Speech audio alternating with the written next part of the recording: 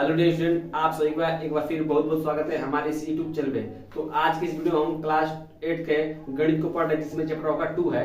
ये वाला चैप्टर आपके लिए बहुत ज्यादा महत्वपूर्ण है। यदि आप चाहते हैं कि हमारे मैथ में अच्छी पकड़ हो सके, यदि आप चाहते हैं कि हमारा मैथ एकदम बेसिक से मजबूत हो जाए, तो आपके लिए इस चैप्टर पढ़ना बहुत ज्यादा जरूरी है, क्योंकि इसके बिना आप मैथ को अच्छे से कभी समझ नहीं पाएंगे। ठीक है, ये चैप्टर मोस्ट इंपोर्टेंट चैप्टर है आपके बुक का। ठीक है, आपका चैप्टर का नाम है एक चर वाले रैखिक समीकरण। ये बहुत इंपॉर्टेंट टॉपिक है, एक चर वाला रैखिक समीकरण। आप क्लास 8 में अभी एक चर वाला रैखिक समीकरण पढ़ रहे हैं। जब क्लास 9 में जाएंगे तो आप दो चर वाला रैखिक समीकरण पढ़ेंगे, और जब क्लास 10 में जाएंगे तब वो दो चर वाला रैखिक समीकरण पढ़ेंगे। तो यहीं से यदि आप चाहते हैं कि यदि आप 8 में ही अपना बेस मजबूत कर लेते हैं, यदि 8 में ही अपना बेस मजबूत कर लेते हैं एक चर वाला रैखिक समीकरण में, तो आप यहीं पर 80% पढ़ लेंगे। यहीं पर आपको 80% हम पढ़ा देंगे। बस आपको 9 और 10 में जाना तो 20% पढ़ना है। बस यही 80% पढ़ा देंगे 8 में, और 9th और 10th में जाएंगे तो हम 20% पढ़ लेंगे। इस पर हम अच्छे से पकड़ हो जाएगा। ठीक ना। तो इस चैप्टर को हम ध्यान दीजिए, बहुत आसान है, इतना आसान है कि आपको कह नहीं सकते हैं। ठीक है, चलिए चैप्टर को स्टार्ट करते हैं। सबसे पहले चैप्टर को स्टार्ट करने से पहले हम इसका बेसिक बताते हैं कि इस चैप्टर का मतलब क्या होता है। चैप्टर का मतलब जानना बहुत जरूरी है। कोई आपसे पूछ देगा कि एक चर वाला रैखिक समीकरण पढ़ रहे हो, इसका मतलब क्या है, तो आपको नहीं आएगा तो बहुत दिक्कत होगी। ठीक ना। चलिए, एक चर रैखिक समीकरण क्या होता है उसको ध्यान दीजिए आपको। ठीक है, एक चर, आप एक तो समझते हैं, एक चर समझते हैं। चर क्या होता है? चर क्या होता है? चर क्या होता है लिखिए। चर क्या होता है ध्यान समझिएगा। चर जिसका मान फिक्स न हो उसे चर कहते हैं। उसे क्या कहते हैं बाबू? चर कहते हैं। ठीक ना। जिसका मान फिक्स न हो, जिसका मान फिक्स है तो क्या कहते हैं? चर कहते हैं। ठीक ना। जैसे एग्जांपल देगा, एग्जांपल आपको लिखना है, जैसे x y z ऐसे। ठीक ना। इतना दिक्कत नहीं ना। क्या बोला चर किसे कहते हैं? आपसे कोई पूछेगा चर किसे कहते हैं, तो आपको बताना है कि जिसका मान, जिसका वैल्यू फिक्स न हो उसे चर कहते हैं। चर को हम अधिकतम x y z से दर्शाते हैं। कभी कभी आपने ध्यान दिया होगा, कभी कहीं कहीं x का मान, कहीं कहीं x का मान 2 आ जाता है। ठीक है, कहीं कहीं x का मान 3 आ जाता है, तो ये फिक्स नहीं होता है। ठीक ना। हम चर को अधिकतम x y z से भी दर्शाते हैं। ठीक ना। x y z p q से दर्शा देते हैं। ठीक ना। किसको? चर को। तो आपसे कोई पूछेगा चर किसे कहते हैं, आपको क्या कहना है कि जिसका मान फिक्स न हो, मतलब जो परिस्थिति के अनुसार बदलता रहे, जिसका वैल्यू क्या हो फिक्स न हो, उसे क्या कहते हैं? चर कहते हैं। चर को किसे दर्शाते हैं? अधिकतम हम x y z से ही दर्शाते हैं। ठीक ना। अब कोई पूछ देगा अचर किसे कहते हैं, तो अचर सेम टू सेम इसका विपरीत होता है। ठीक ना। जिसका इसका भी लिख देते हैं, ध्यान दीजिएगा। अचर, कोई पूछेगा अचर किसे कहते हैं, अचर, तो उसको लिखना है कि जिसका मान फिक्स हो उसे, जिसका मान फिक्स हो उसे क्या कहते हैं बाबू? अचर, अचर कहते हैं। ठीक ना। ठीक है, उससे क्या कहते हैं? जिसका मान फिक्स हो उसे क्या कहते हैं? अचर कहते हैं। जैसे समझिए, जैसे एग्जांपल में आपको, एग्जांपल में आप गिनती की जो भी संख्या है उन्हें, जैसे 1 हो गया, 2 हो गया, 3 हो गया, 10 जितना भी है उन्हें क्या कहते हैं बाबू? अचर कहते हैं। जैसे समझिएगा, आपने 2 को अपने हाथ में उठाइए, सॉरी आपने 1 को अपने हाथ में उठाइए, और आप अपने आजू बाजू पड़ोसियों के पास पूछिए कि कौन सा अंक है, तो आप सब क्या बोलेंगे? 1 ही बोलेंगे। कोई ऐसा प्राणी है जो आप 1 उठा के हाथ पे गए और उसको घुमाए तो कोई लगेगा 4 है, ऐसा नहीं ना। आप पाकिस्तान में चले गए तभी उसको क्या कहेंगे? 1 कहेंगे। आप दिल्ली चल गए तभी 1 कहेंगे। तो मतलब इस पे कोई फिक्स क्या होता है? फिक्स होता है, मतलब कहीं भी जाइए उसका वैल्यू क्या होगा? फिक्स होगा। तो अचर किसे कहते हैं बाबू? जिसका मान फिक्स हो उसे क्या कहते हैं? अचर। इतना आसान है डिफरेंस है, लेकिन यही जान है। मैथ क्या है? जान एक प्रकार का। ठीक है, तो इतना दिक्कत नहीं है। तो हमने आपकी बेसिक बता दिया कि एक चर मतलब चर को किस डिनोट करता है? अधिकतम x y z से अधिकतम दर्शाता है। ठीक ना। वाले रैखिक समीकरण। अब रैखिक समीकरण क्या होता है? अब रैखिक समीकरण क्या होता है उसको ध्यान से सुनिए। चलिए आप ध्यान दीजिए, ये वाला हो गया पॉइंट नंबर 1, पॉइंट नंबर 2, अब यहाँ पॉइंट नंबर 3 पढ़ते हैं। ठीक ना। रैखिक समीकरण क्या होता है? रैखिक समीकरण किसे कहते हैं? अब भेड़ लेगा तो रैखिक समीकरण, रैखिक समीकरण किसे कहते हैं उसको ध्यान समझिएगा। रैखिक समीकरण। ठीक ना। ऐसा समीकरण, ऐसा समीकरण जिसमें चर का घात चर का घात एक हो उसे क्या कहते हैं बाबू? उसे क्या कहते हैं? रैखिक समीकरण कहते हैं। उसे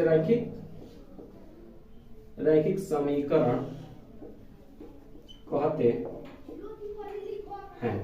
इतना आसान डिफरेंस पर ध्यान दीजिएगा। क्या कहते हैं बाबू? इसे देखिएगा, ऐसा समीकरण जिसमें चर क्या होता है? चर जिसका वैल्यू फिक्स नहीं होता है, जैसे x y z, ठीक ना? तो चर का घात, जो घात कर समझिए, जैसे x हो गया ना, x का पावर आप यहाँ पे 1 लिखे तो x का घात क्या है? 1। अगर इसके ऊपर 2 लिख देते हैं, x का पावर x का घात क्या हो जाएगा? 2। अगर इसको आप 3 लिख देते हैं तो x का पावर क्या हो जाएगा? 3। अगर इसके ऊपर आप 4 लिख देते हैं, x का घात क्या हो जाएगा? 4, ठीक ना? तो x का घात इसमें कितना होना चाहिए? 1। उसे कहेंगे, ठीक है? तो एग्जांपल देखिए, एग्जांपल में क्या लिखना है? एग्जांपल में आपको लिखना है 3x + 4। 3x + 4 देखा, इसमें ये भी समीकरण बन गया, लेकिन इसमें x का घात क्या है? x का घात क्या है? 1 है ना? तो कौन समीकरण बन गया? रैखिक समीकरण बन गया, ठीक है? x का घात 1 होना चाहिए, ठीक है? एक और एग्जांपल लीजिए, जैसे मान लीजिए लिख देंगे हम 4x + 5 = 3y, ठीक ना? देखिएगा, x इसमें चर क्या है? x है और y है। x y लिखा था ना, तो x इससे घात क्या है? घात मतलब इसको ऊपर देखिए, सही तो कुछ भी है, तो कुछ जगह क्या होता है बाबू? 1 होता है, ठीक ना? तो 1 है कि नहीं है? तो कौन समीकरण बन गया? रैखिक समीकरण, ठीक ना? तो वही एक चर रैखिक समीकरण, ऐसा रैखिक समीकरण जिसमें चर घात क्या हो? 1, उसे क्या कहते हैं? एक चर वाले रैखिक समीकरण कहते हैं। ध्यान समझिएगा, एक चर वाला रैखिक समीकरण किसे कहते हैं? ऐसा रैखिक समीकरण जिसमें चर का पावर कितना होना चाहिए? 1। यदि 1 से अधिक हो गया, जैसे मान लीजिए यहाँ पे 2 आ जाएगा, तो यार एक चर रैखिक समीकरण नहीं होगा। एक चर रैखिक समीकरण तभी होगा जब उसमें चर घात क्या होना चाहिए? 1 होना चाहिए। रैखिक का मतलब होता है 1, समझिए, रैखिक का मतलब क्या होता है? 1, ठीक है? इतना में किसी दिक्कत नहीं होती, ठीक ना? हमने समझ में क्या पढ़ा कि चर क्या होता है और चर क्या होता है, उसको रैखिक समीकरण क्या होता है उसको जाना। उसके बाद हमने यह निष्कर्ष पाया कि एक चर वाले रैखिक समीकरण कहते किसे है? तो आपका देखना होता है कि ऐसा रैखिक समीकरण जिसमें चर घात क्या होना चाहिए? 1 हो, उसे क्या कहते हैं? एक चर वाला रैखिक समीकरण कहते हैं, ठीक है? इतना किसी को दिक्कत नहीं होना चाहिए। एक बार रिवाइज करते हैं, चर किसे कहते हैं? जिसका मान फिक्स न हो उसे क्या कहते हैं? चर कहते हैं। चर को अधिकतम किसे दर्शाते हैं? x y z से, ठीक ना? और अचर किसे कहते हैं? जिसका वैल्यू क्या हो? फिक्स, उसे क्या कहते हैं? अचर कहते हैं। जैसे 1 2 3 4 5 जो भी गिनती संख्या क्या कहते हैं? अचर कहते हैं, ठीक है? रैखिक समीकरण किसे कहते हैं? रैखिक समीकरण ऐसा समीकरण जिसमें चर का घात 1 हो। जिसमें चर घात क्या होता है? इसमें चर घात क्या है? 1। इसमें चर घात क्या है? 1। यहाँ भी क्या है? 1, ठीक है? इसे क्या कहेंगे? रैखिक समीकरण कहेंगे, ठीक है? अब हम चलिए अब इसके प्रश्न को करते, सॉरी उदाहरण करेंगे। पहले हमारा लक्ष्य यही है कि हम किसको करेंगे? उदाहरण करेंगे। यदि आप उदाहरण को अच्छे से कर लेते हैं तो आप प्रश्न को अच्छे से भी कर लेंगे, ठीक है? चलिए उदाहरण करते हैं। तो अब हम लोग इसके उदाहरण करते हैं। उदाहरण बहुत आसान है, बस ध्यान देना है, ठीक है? चलिए उदाहरण बेसिक बताते हैं। जैसे मान लीजिए कुछ बेसिक ध्यान लीजिए, जैसे मान लीजिए 2x + 3 = 4x - 2 दे दे। ये आप लोग ये कौन समीकरण? रैखिक समीकरण है कि नहीं है? ऐसे यदि आपसे कोई भी कुछ प्रश्न दे दे और आपसे पूछ दे कि वह रैखिक समीकरण है कि नहीं है, तो आपको क्या करना है? आपको पर देखना है कि बराबर का चिन्ह है कि नहीं है। बराबर चिन्ह है ना? समीकरण का मतलब होता है कि जिसमें 2 पक्ष हो। समीकरण वो तभी होगा जब 2 पक्ष हो। 2 पक्ष कब? एक इधर पक्ष और एक इधर पक्ष। किसके द्वारा? बराबर चिन्ह द्वारा, क्योंकि बराबर इतना था कि एक इधर पक्ष है और एक इधर पक्ष है, ठीक है? तो इसको हम कौन पक्ष बोलते हैं? देखिएगा, इसको हम कौन पक्ष बोलते हैं? दायां पक्ष। कौन बोलते हैं? दायां पक्ष। इसको कौन पक्ष बोलते हैं? दायां पक्ष। इसको बराबर के जो इधर वाला है, इधर जो भी समीकरण है, सॉरी बराबर के इधर जो भी है, इसको क्या बोलते हैं? दायां पक्ष। और इसको कौन बोलते हैं? इसको क्या बोलते हैं? बायां पक्ष। क्या बोलते हैं बाबू? बायां पक्ष। एकदम बेसिक से पढ़ा रहे बाबू। देखिएगा, बराबर के जो इधर वाला है इसको क्या बोलेंगे? दायां पक्ष, मतलब LHS। इसको इंग्लिश में क्या बोलते हैं? LHS, left hand side. Left hand side इसको क्या बोलते हैं? सॉरी इसको क्या बोलते हैं? इसको बोलते हैं RHS। क्या बोलते हैं? RHS, right hand side. मेरा दाहिना हाथ है तो राइट हैंड साइड। और इस इंग्लिश में क्या बोलते हैं? LHS, left hand side. इसको हिंदी में क्या बोलेंगे? दाया पक्ष बराबर की इधर वाला। क्या बोलेंगे? दाया पक्ष हिंदी में क्या बोलेंगे? LHS, जिसको फुल फॉर्म होता है, सॉरी RHS, फुल फॉर्म क्या होता है? राइट हैंड साइड, ठीक ना। और इस वाला पक्ष क्या बोलते हैं? इस वाला पक्ष क्या बोलते हैं? बायां पक्ष, जिसको इंग्लिश में क्या बोलते हैं? LHS।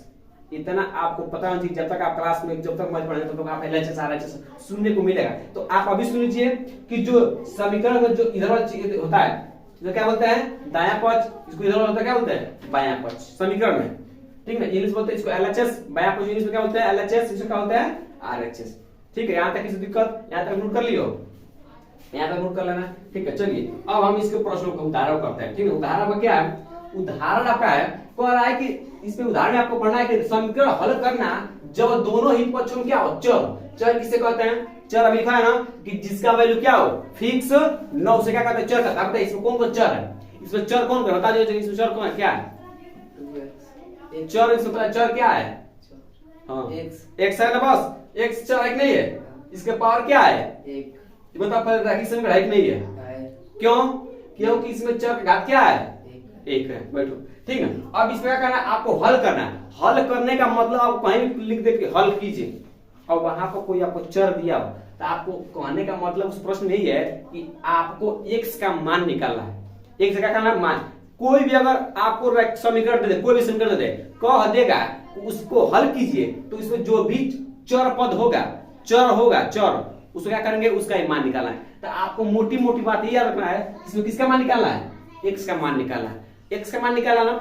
अब एक और बात समझिए कि जिसका भी मान निकालना होगा, जिसका भी मान निकालना होगा, उसे क्या कहते हैं? या तो बराबर के इधर रखते हैं, या तो बराबर किधर रखते हैं? इधर रखते हैं। मोटी मोटी बात रखेगा कि जिसका भी मान निकालना होगा, जिस चर का मान निकालना होगा, चर का अर्थ किसी को दिक्कत नहीं हो रहा है, चर, ठीक ना। तो जिस भी चर का मान निकालना होगा उसको कहां रखेंगे? या तो बराबर के इधर, या तो बराबर के इधर, ठीक है। तो चलिए हमको चर क्या करना? एक तरफ करना है ना, चर एक तरफ करना है कि नहीं करना है? तो चलिए करते हैं। यहाँ भी चर है और यहाँ भी क्या है? चर है। तो इस 2x को और x एक पास करते हैं, या तो बराबर के इधर ले चलिए, चाहे बराबर के इधर ले, इधर चलिए। तो हम इसको उधर ले चलते हैं। तो चलिए लगाते हैं। आपको पता होगा, आपको एक बात पता होगा कि इधर x किस में है?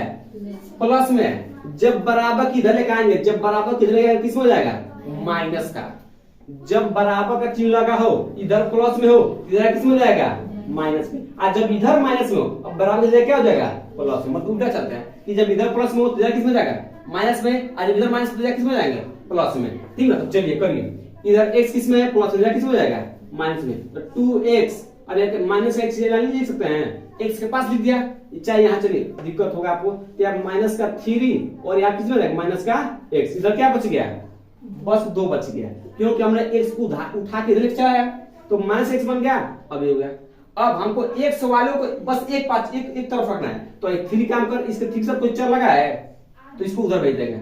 ये भी अचर पद है, अचर पद को एक साथ कर देंगे और चर पद को किसी का एक साथ कर लेंगे। तो ये भी अचर एक नहीं है, तो इसको उधर कर देंगे। अब बताइए, अभी बताया कि माइनस का 3 किस में जाएगा? बराबर किस में जाएगा? प्लस का। तो माइनस इधर किस में जाएगा? प्लस का। तो 2x जब उधर जाए तो यहाँ बस माइनस x बचेगा ना, क्या आ जाएगा? 2 माइनस किस में जाएगा? प्लस, ठीक है। अब देखिए, अब आपके पास 2x है और 1x है, घटाने में कितना x बचेगा? 1x। तो आप चाहे 1x लिखिए, अच्छा डायरेक्ट x लिख दिए, आप 1x लिखिए, अच्छा x लिखिए, दोनों का मतलब वही होता है, ठीक है। अब चलिए 2 3 कितना होता है? 5। तो आपका आप 1 लिखिए, चाहे लिखिए, कोई बात नहीं, आप हटा भी सकते हैं, नहीं क्योंकि नहीं इसके साथ 1 लिखे तो अब 1 ही x है, ठीक। तो x का मतलब कितना आ गया? 5। ये अब क्या आ गया? आंसर में। क्योंकि हमने बताया ही है कि हल का मतलब होता है कि इसमें जितना हो भी चर उपस्थित हो। इसमें कितना चर उपस्थित है? एक ही उपस्थित है ना, तो सर यहाँ भी x है, यहाँ भी x है, तो दोनों एक ही है ना। तो जो भी उपस्थित हो, किसका मान निकालना है? चर का मान निकाला। हमने चर का मान क्या निकाल दिया? 5 निकाल दिया। एक बार समझिएगा, ध्यान से समझिएगा कि हमने क्या किया। हमने बताया है कि किसी भी समीकरण का जब सॉल्व कर रहे बाबू, तो क्या कीजिएगा, आप चर वाले पद को एक साथ, चर किसे कहते हैं? जिसका वैल्यू क्या हो? फिक्स ना हो। तो ये भी चर है और ये भी चर है, ठीक है। तो हमने इसको x पास किया, तो इधर प्लस x इधर किस में जाएगा? माइनस x यहाँ पे लिख दिए, और यहाँ पर अचर था तो अचर वाले के साथ कर लिए, तो माइनस का 3 किस में जाएगा? प्लस का 3। अब 2x में से यहाँ कुछ एक एक साइड नहीं बताया नहीं है, आपको लिखेगा कोई भी इस तरह के x का y का जी कुछ भी इसका मतलब एक ही होता है, इसके मतलब आगे एक ही है, ठीक है। तो यहाँ पे एक x है, तो 2x में से एक x आया, कितना बचेगा एक x।